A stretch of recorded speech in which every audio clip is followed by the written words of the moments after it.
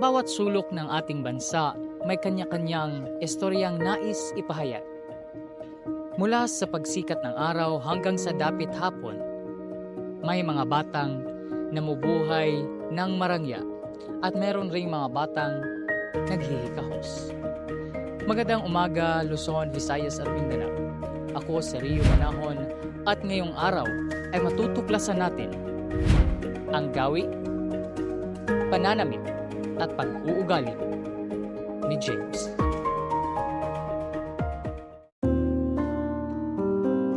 Sa bukid, ang umaga ay nagsisimula sa natural na tunog ng kalikasan. Isang simpleng paraan ng pagising. Ngunit, puno ng buhay at disiplina.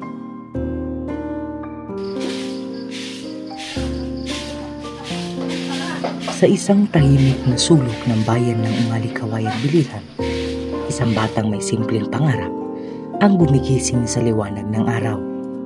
Isang buhay na malayo sa ingay ng lungsod, ngunit puno ng pagsisikap at determinasyon. Ako si James Hermoso. Siyam na ako edad. Grade 3. Kasiyam ko.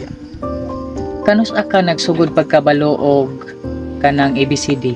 Grade 1. Grade 1. Pero maminti ka mo sulod og eskwelahan? Sa dili. Nga naman. Namin may trabaho. Unsa may pangarap nimo pag mudako na ka? Pulis. Pulis ka? Naa kay cellphone? Warat cellphone.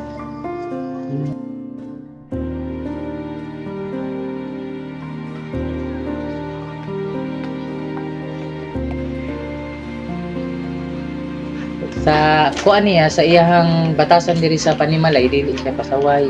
Saway na siya, pero maminaw na siya doon albunal. Sa iyang kanang mga gamit, pado, dili siya arte nga. Kuan. Dili.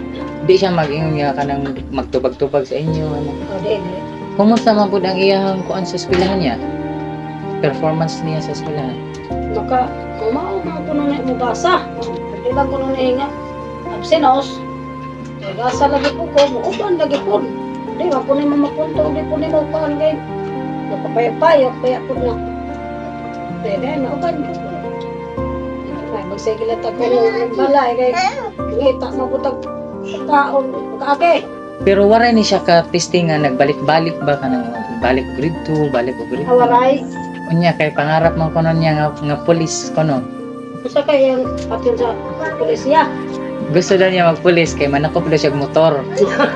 Sa checkpoint siguro yung goto sabot ba. Namoy plano nga ipadayon ni siya kutob sa high school, college. Basta paniguro siya. Pugig pang eskwela, pasal ko na ang sa pobre ni katabag trabaho. Bago pumasok sa paaralan, may mga gawaing bahay na kailangan tapusin. Isa itong patunay na ang pagsisikap ay bahagi ng kanyang pagkatao.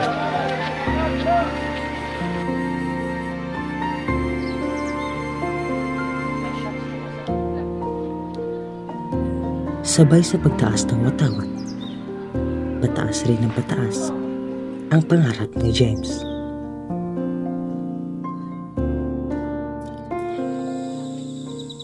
Sa bukid, ang pag-uwi ay hindi nangangahulugan ng paghinga. May responsibilidad na naghihintay sa batang ito.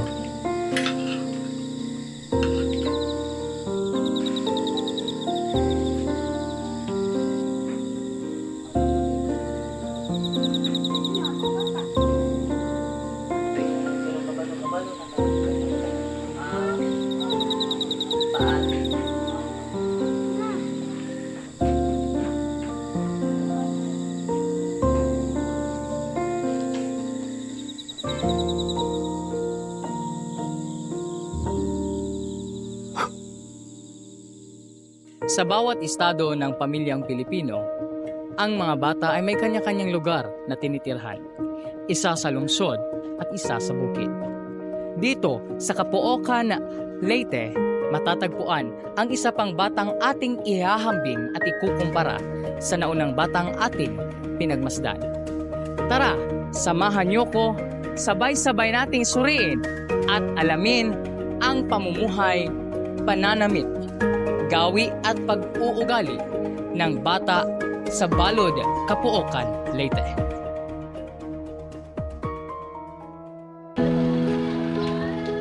Sa mataong lungsod ng Kapuokan, Leyte, isa pang bata ang bumabangon sa gitna ng modernong mundo.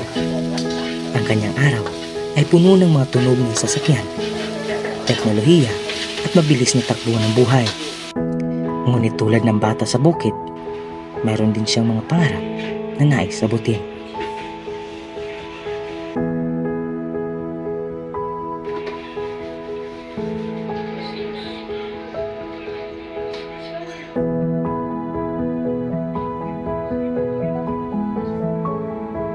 Ako po si Andrew Pierre Cabel, 10 years old, taga Balod, Kapuokan, Leyte, grade 5 student, Balod Elementary School.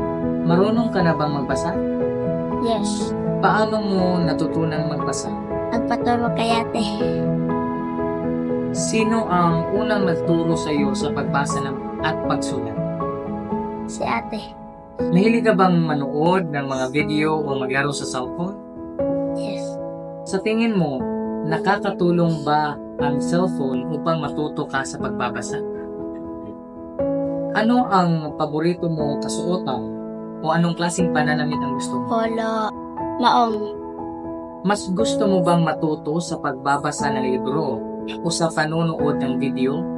Magbasa ng libro Bakit? para matutunan magbasa. May sarili ka bang cellphone? Kung minsan nakikita namin na siya galit. Minsan masaya. Hindi ano dyan. Walang pakialam. Yan nalalaman namin kung galit. Pag walang tupak, yan. Mabuti siya. Ano po yung mga bagay na madalas na nagpapasaya sa inyo? Basketball. Computer yan. At saka, Minsan, sa- computer, basketball. sa cellphone. Naglalaro ng cellphone. Madali po ba siyang magalit o mainis sa inyo?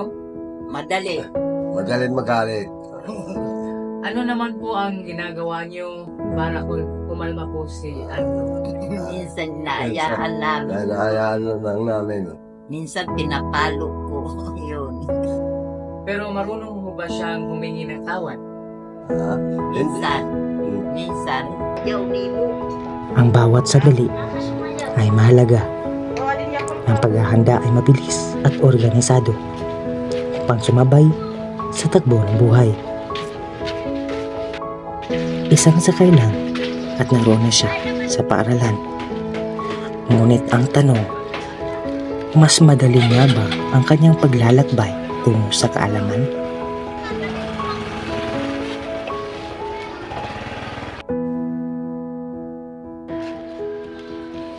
Ngunit hindi rin may pagkakaila na ang mas maayos na pasilidad ay maaaring katulong sa mas mabilis na pagkatuto. Ano kaya ang mas epektibo?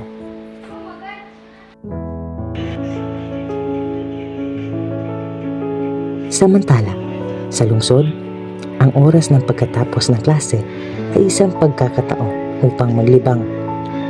Isang malaking kaibahan sa mundong ginagalawan ng bata sa bukid.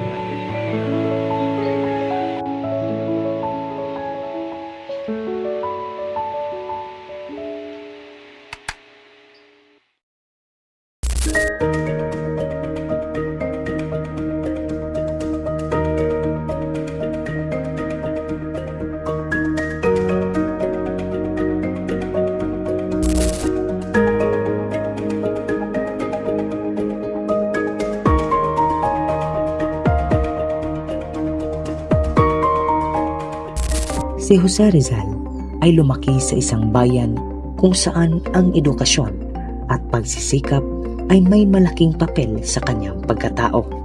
Tulad ng dalawang batang ating natunghayan, siya ay dumaan din sa mga pagsubok bago marating ang kanyang pangarap. Ngunit kung si Rizal ay nabuhay sa panahon ngayon, kaninong buhay kaya ang mas makakatulad niya? Ang batang lumalakad ng malayo upang matuto? O ang batang may access sa teknolohiya at mabilisang impormasyon? Isa ba siyang batang magtitiis sa hamon ng kahirapan o isang batang makikinabang sa modernong mundo? At higit sa lahat, sa dalawang mundong ito, kanino kaya ang mas lalago ang isang tulad niyang puno ng pangarap? Hindi ang lugar kung saan tayo ipinanganak ang nagtatagda ng ating kinabukasan, kundi ang ating pagpupursige. Tulad na lamang ni Rizal, ang bawat batang Pilipino ay may kakayahang humubog ng kanilang kinabukasan. Anumang estado ng buhay ang iyong pinagbulan.